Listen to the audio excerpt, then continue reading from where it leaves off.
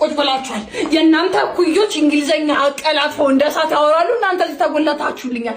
ሰሙኛላችሁ። እንደውም ካሁን በኋላ እዚህ ቤት ውስጥ ከእንግሊዘኛ ውጭ አንድ ቃል ይወራና 5 ብር ቅጣት ይገባል። በቃ ከእንግሊዘኛ ውጭ no one can talk Amharic። አሁን አሳጀምሩ። ኦኬ ሰማይ